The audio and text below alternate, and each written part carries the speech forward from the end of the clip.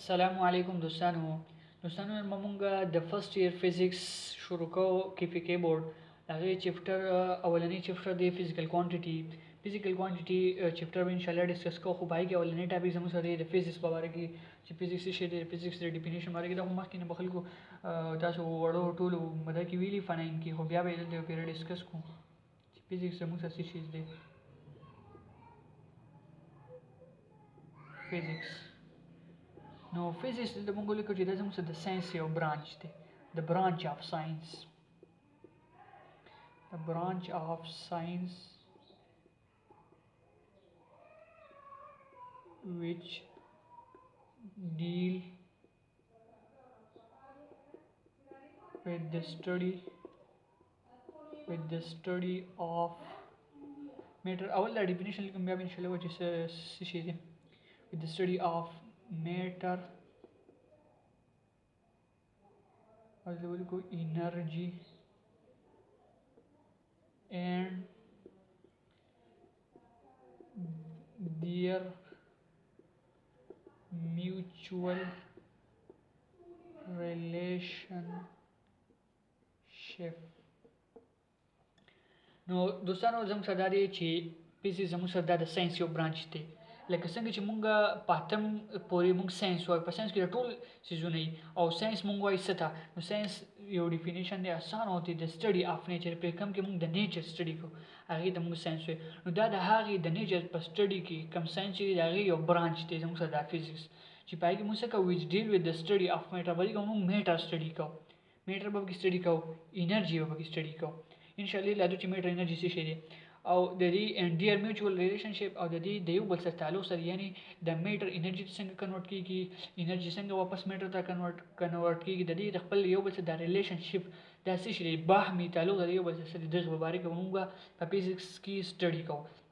بیا راځو میټر د چې میټر زموږ څه شي دی نو میټر ګوره اسانه پښتو کې میټر هغه چیز چې زموږ سره زینسي او وزن لري anything having mass and volume anything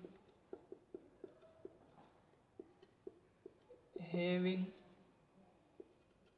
mass and volume هر هغه چیز anything هر هغه چیز چې زموږ سره ماس وزن لري and volume او زګی نسی نو هر هغه چیز ته موږ وایو میټر ورته وایو بل زموږ سره د انرژي چې انرژي زموږ سره دا په اسانه پښتو کې موږ وایو چې د کار کولو صلاحیت ته انرژي وایي the ability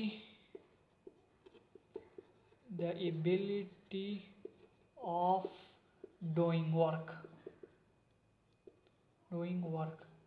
د کار کولو صلاحیت ته موږ وایو دې ته موږ وایو انرژي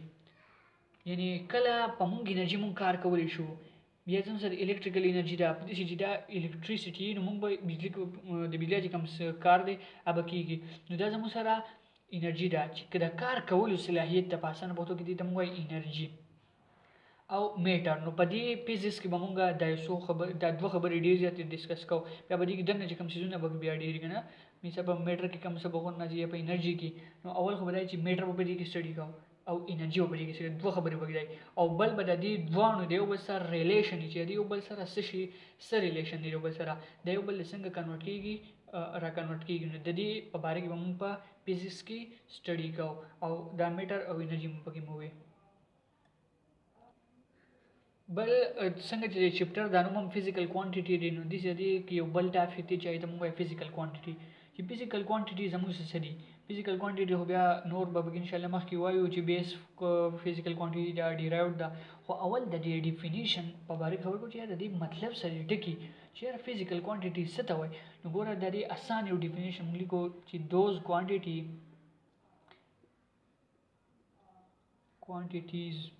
quantities which can be measured هر هغه quantities چې هغه مونږه میجرمنټ هغه کول شو چې مونږ میجرمنټ هغه کول شو نه هغه کوانټیټي موږ سوایو هغه د مونږه فزیکل کې مثال په لینث مونږ میجرمنټ کول شو فورس مونږ میجر کول شو داسې څیزونه اوس ورته وایم اسان چې مثال په طور موږ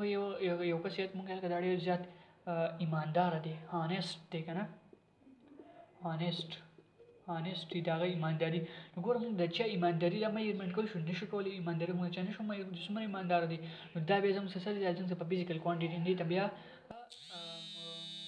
دا زموږ بیا په فزیکل کوانټیټي کې نه راځي